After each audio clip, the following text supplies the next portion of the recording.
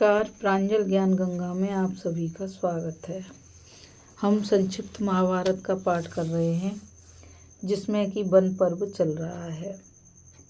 कल हमने अर्जुन की तपस्या, शंकर भगवान के साथ युद्ध और पाशुपतास्त्र की प्राप्ति की कथा को पढ़ा था। आज हम स्वर्ग में अर्जुन की अस्त्र विद्या एवं नृत्य शिक्षा और उर्वशी के प्रति माता के भाव की कथा को पढ़ेंगे, जो कि इस प्रकार है। तो चलिए अब कथा आरंभ करते हैं। वैशंपायन जी कहते हैं, जन्मेजय देवताओं के चले जाने पर अर्जुन वहीं रहकर देवराज इंद्र के साथ रथ की प्रतीक्षा कर रहे थे। थोड़ी ही देर में इंद्र का सारथी मातली दिव्य रथ लेकर वहां उपस्थित हुआ। उस रथ की उज्जवल कांति से आकाश का अंधेरा मिट रहा था। बादल तितर बितर हो रहे थे। भीषण ध्वनि से दिशाएं प्रतिध्वनित हो रही थीं। उसकी कांति दिव्य थी। रथ में तलवार, शक्ति गदाएं, तेजस्वी भाले, वज्र, पहियों वाली तोपें, वायु वेग से गोलियां फेंकने वाले यंत्र, तमंचे तथा और भी बहुत से अस्त्र शस्त्र भरे हुए थे। 10,000 वायुगामी घोड़े उसमें जुटे हुए थे। उस माया में दिव्य रथ की चमक से आंखें चौंधिया जाती थीं। सोने के दंड में कमल के समान श्याम वर्ण की वैजयंती नामक ध्वजा फहरा रही थी। मातली सारथी ने अर्जुन के पास आकर प्रणाम करके कहा, इंद्रनंदन, श्रीमान देवराज इंद्र आपसे मिलना चाहते हैं। आप उनके इस प्यारे रथ में सवार होकर शीघ्र ही चलिए। सारथी की बात सुनकर अर्जुन के मन में बड़ी प्रसन्नता हुई। उन्होंने गंगा स्नान करके पवित्रता के साथ विधि पूर्वक मंत्र का जप किया। तदंतर शास्त्रोक्त रीति से देवता, ऋषि और पितरों का तर्पण किया। फिर मंदराचल से आज्ञा मांगकर इंद्र के दिव्य रथ पर आ बैठे। उस समय इंद्र का रथ और भी चमक उठा। क्षण भर में ही वह रथ मंदराचल से उठकर वहां के तपस्वी ऋषि मुनियों की दृष्टि से ओझल हो गया। अर्जुन ने देखा कि वहां सूर्य का, चंद्रमा का अथवा अग्नि का प्रकाश नहीं था। हजारों विमान वहां अद्भुत रूप में चमक रहे थे। वे अपनी पुण्य प्राप्त कांति से चमकते रहते हैं और पृथ्वी से तारों के रूप में दीपक के समान दिखते हैं। जब अर्जुन ने इस विषय में मातली से प्रश्न किया, तब मातली ने कहा कि वीर, पृथ्वी पर से जिन्हें आप तारों के रूप में देखते हैं, वे पुण्यात्मा पुरुषों के निवास स्थान हैं। अब तक वह रथ सिद्ध पुरुषों का मार्ग लांघकर आगे निकल गया था। इसके बाद राजर्षियों के पुण्यवान लोग पड़े। तदंतर इंद्र की पुरी अमरावती के दर्शन हुए। स्वर्ग की शोभा, सुगंध, दिव्यता, अभिजन और दृश्य अनूठा ही था। यह लोग बड़े बड़े पुण्यात्मा पुरुषों को प्राप्त होता है। जिसने तप नहीं किया, अग्निहोत्र नहीं किया, जो युद्ध से पीठ दिखाकर भाग गया, वह श्लोक का दर्शन नहीं कर सकता। जो यज्ञ नहीं करते, व्रत नहीं करते, वेद मंत्र नहीं जानते, तीर्थों में स्नान नहीं करते, यज्ञ और दानों से बचे रहते हैं, यज्ञ में विघ्न डालते रहते हैं, शूद्र हैं, शराबी हैं, गुरु स्त्रीगामी, मांस भोजी और दुरात्माएं हैं, उन्हें किसी प्रकार का स्वर्ग का दर्शन नहीं हो सकता। अमरावती में देवताओं के सहस्त्रों इच्छानुसार चलने वाले विमान खड़े थे। सहस्त्रों इधर उधर आ जा रहे थे। जब अप्सरा और गंधर्वों ने देखा कि अर्जुन स्वर्ग में आ गए हैं, तब वे उनकी स्तुति सेवा करने लगे। देवता, गंधर्व, सिद्ध और महर्षि प्रसन्न होकर उदार चरित्र अर्जुन की पूजा में लग गए। बाजे बजने लगे। अर्जुन ने क्रमशः साध्य देवता, विश्व देवता, पवन, अश्वनी कुमार, आदित्य, वसु, ब्रह्मर्षि, राजर्षि, तुम्बुरु, नारद तथा हाहा हू आदि गंधर्वों के दर्शन किए। वे अर्जुन का स्वागत करने के लिए ही बैठे हुए थे। उनके साथ व्यवहार के अनुसार मिलकर आगे जाने पर अर्जुन को देवराज इंद्र के दर्शन हुए। रथ से उतरकर अर्जुन ने देवराज इंद्र के पास जा सिर झुकाकर उनके चरणों में प्रणाम किया। इंद्र ने अपने प्रेम पूर्ण हाथों से अर्जुन को उठाकर अपने पवित्र देवासन पर बिठा लिया और फिर अपनी गोद में बिठाकर प्रेम से सिर सूंघा। संगीत विद्या और शामगान के कुशल गायक तुम्बुरु आदि गंधर्व प्रेम के साथ मनोहर गाथाएं गाने लगे। अंतकरण तथा बुद्धि को लुभाने वाली घृताची मेनका, रंभा, पूर्वचित्ती, स्वयंप्रभा, उवर्षी, मिश्रकेशी, दंडगौरी, बरोथनी, गोपाली, सहजन्या, कुंभयोनी, प्रजागरा, चित्रसेना, चित्रलेखा, शाहा, मधुश्वरा आदि अप्सराएं नाचने लगीं। इंद्र के अभिप्राय के अनुसार देवता और गंधर्वों ने उत्तम आग्रह से अर्जुन का सेवा सत्कार किया, उनके पैर धुलवाकर आचमन कराया। उसके अनंतर अर्जुन देवराज इंद्र के भवन में गए। वीर अर्जुन इंद्र के महल में ठहरकर अस्त्रों के प्रयोग और उपसंहार का अभ्यास करने लगे। वे इंद्र के प्रिय और शत्रु हाथी वज्र का भी अभ्यास करने लगे। उन्होंने अचानक ही घटा छा जाने, गर्जना करने और बिजलियों के चमकने का भी अभ्यास कर लिया। समस्त शस्त्र अस्त्र का ज्ञान प्राप्त करने के अनंतर अर्जुन अपने वनवासी भाइयों का स्मरण करके स्वर्गलोक से मृत्यलोक में आना चाहते थे, परंतु इंद्र की आज्ञा से वे 5 वर्ष तक स्वर्ग में ही रहे। एक दिन अनुकूल अवसर पाकर देवराज इंद्र ने अस्त्र विद्या के मर्मज्ञ अर्जुन से कहा, प्रिय अर्जुन, अब तुम चित्रसेन गंधर्व से नाचना और गाना सीख लो। साथ ही मृत्यलोक में जो बाजे नहीं हैं उन्हें भी बजाना सीख लो। इंद्र के मित्रता करा देने पर अर्जुन चित्रसेन से मिलकर गाने बजाने और नाचने का अभ्यास करने लगे। अर्जुन इस विद्या में प्रवीण हो गए। यह सब करते समय भी जब अर्जुन को अपने भाइयों और माता की याद आ जाती तब वे दुख से विहल हो जाते। एक दिन की बात है, इंद्र ने देखा कि अर्जुन निर्मेष नेत्रों से उर्वशी की ओर देख रहा है। उन्होंने चित्रसेन को एकांत में बुलाकर कहा कि तुम उर्वशी अप्सरा के पास जाकर मेरा संदेश कहो कि वह अर्जुन के पास जाए। चित्रसेन ने उस परम सुंदरी अप्सरा के पास जाकर कहा कि मैं देवराज इंद्र की आज्ञा से तुम्हारे पास आया हूँ, तुम उनका अभिप्राय सुनो। मध्यम पांडव अर्जुन सौंदर्य, स्वभाव, रूप, व्रत, जितेंद्रियता आदि स्वाभाविक गुणों से देवताओं और मनुष्यों में प्रतिष्ठित हैं, बलवान तथा प्रतिभा संपन्न हैं। विद्या, ऐश्वर्य, तेज, प्रताप, क्षमा, मात्सर्यहीनता, वेद वेदांग ज्ञान तथा अन्य शास्त्रों के अभ्यास में बड़े निपुण हैं। 8 प्रकार की गुरु सेवा और 8 प्रकार के गुणों वाली बुद्धि को खूब जानते हैं। वे स्वयं ब्रह्मचारी और उत्साही तो हैं ही, मातृकुल और पितृकुल से शुद्ध हैं। उनकी अवस्था भी तरुण है। जैसे इंद्र स्वर्ग की रक्षा करते हैं वैसे ही वे बिना किसी की सहायता के पृथ्वी की रक्षा करते हैं। वे अपनी नहीं दूसरों की प्रशंसा करते हैं। सूक्ष्म से सूक्ष्म समस्याओं को भी स्थूल बात की तरह जान लेते हैं। उनकी वाणी बड़ी मीठी है।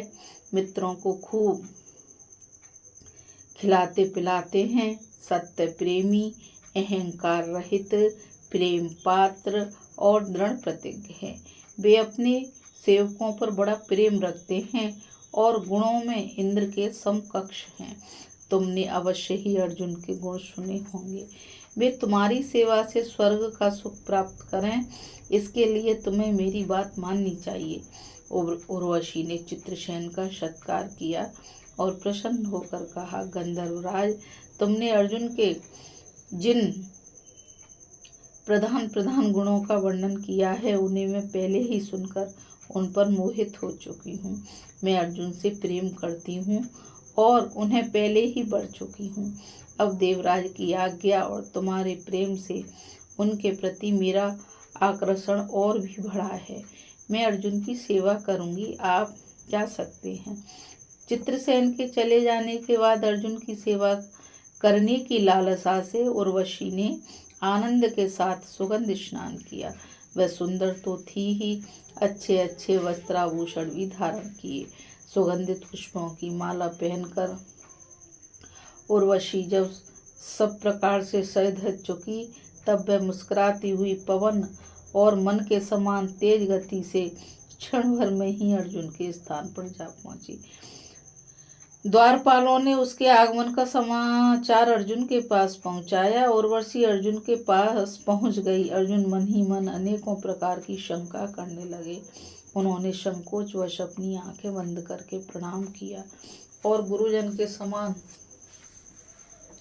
आदर सत्कार करने लगे। देवी, मैं तुम्हें सिर झुकाकर नमस्कार करता हूँ। मैं तुम्हारा सेवक हूँ, मुझे आज्ञा करो। उर्वशी अचेत सी हो गई। उसने कहा, देवराज इंद्र की आज्ञा से चित्रसेन गंधर्व मेरे पास आया था।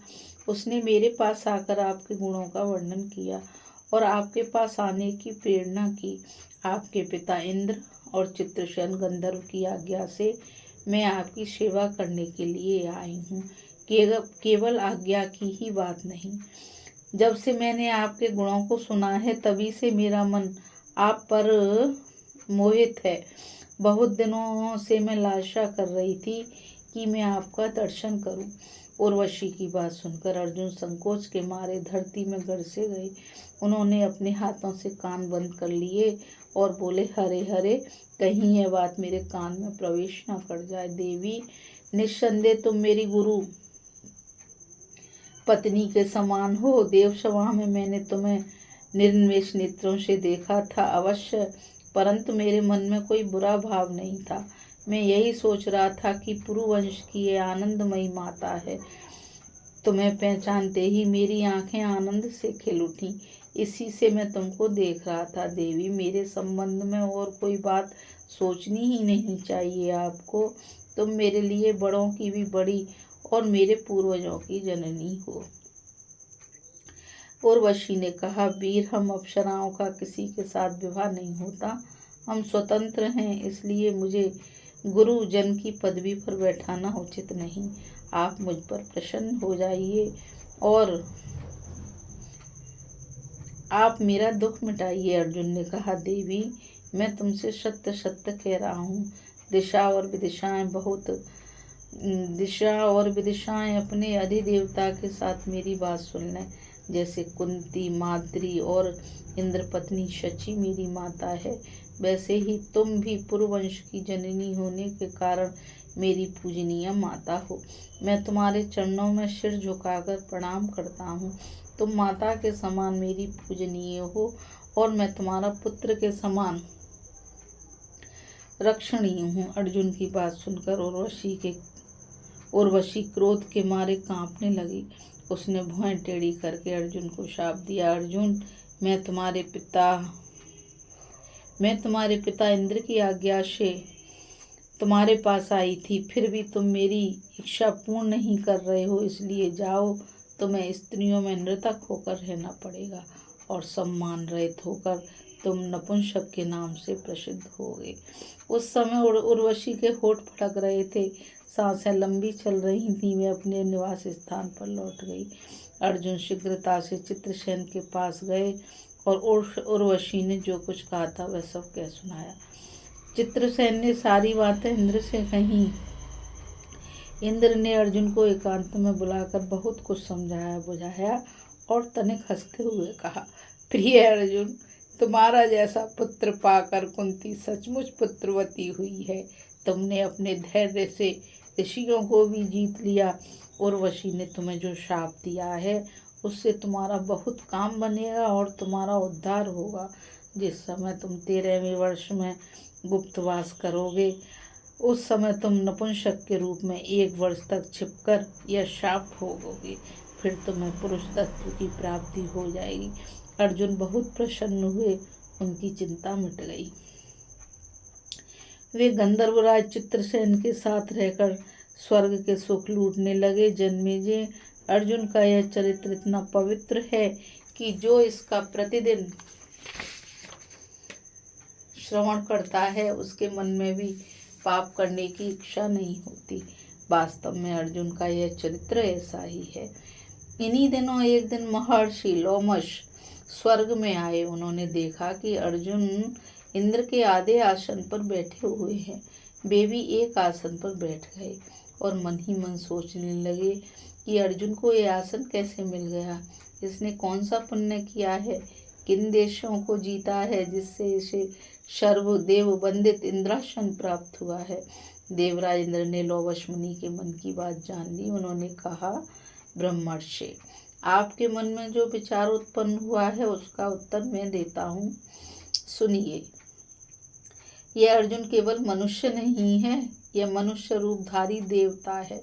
मनुष्यों में तो इसका अवतार हुआ है। यह सनातन ऋषि नर है। इसने इस समय पृथ्वी पर अवतार ग्रहण किया है। महर्षि नर और नारायण कार्यवश पवित्र पृथ्वी पर श्री कृष्ण और अर्जुन के रूप में अवतीर्ण हुए हैं। इस समय निवातकवच नामक दैत्य मदोन्मत्त होकर मेरा अनिष्ट कर रहा है। वे वरदान पाकर अपने आपे को भूल गए हैं।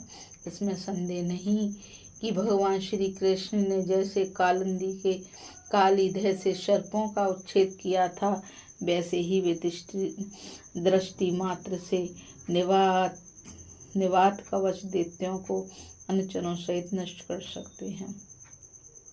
परंतु इस छोटे से काम के लिए भगवान श्री कृष्ण से कुछ कहना ठीक नहीं है, क्योंकि वे महान तेज पुंज हैं। उनका क्रोध कहीं जाग उठे तो वह सारे जगत को जलाकर भस्म कर सकता है। इस काम के लिए तो अकेले अर्जुन ही पर्याप्त हैं।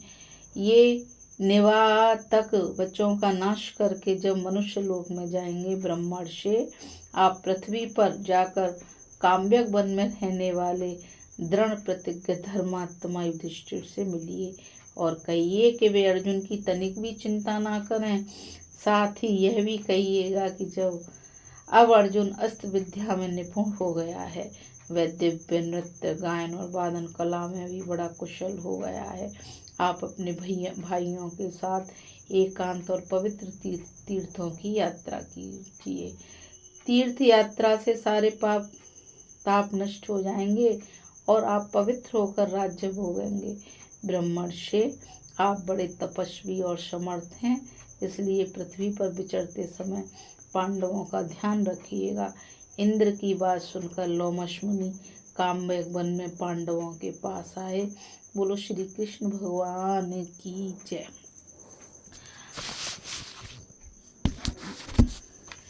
अभी आप स्वर्ग में अर्जुन की अस्त्र शस्त्र विद्या एवं नृत्य शिक्षा और उर्वशी के प्रति माता का भाव की कथा को सुन रहे थे। इस कथा में बस इतना ही, और आगे हम कथा में अर्जुन के स्वर्ग जाने पर धृतराष्ट्र और पांडवों की स्थिति तथा बृहदश्व का आगमन की कथा को पढ़ेंगे। तो अब मुझ गीता रावत को आज्ञा दीजिए, फिर मिलेंगे एक नई कथा के साथ। और मैं आप सभी से यही कहना चाहूँगी कि इस चैनल को ज़्यादा से ज़्यादा लाइक, शेयर और सब्सक्राइब कीजिए, ताकि ये अमूल्य ज्ञान अधिक से अधिक लोगों तक पहुंच सके और अधिक से अधिक लोग इस ज्ञान का फल प्राप्त कर सकें। राधे राधे, जय श्री कृष्ण, नमस्कार।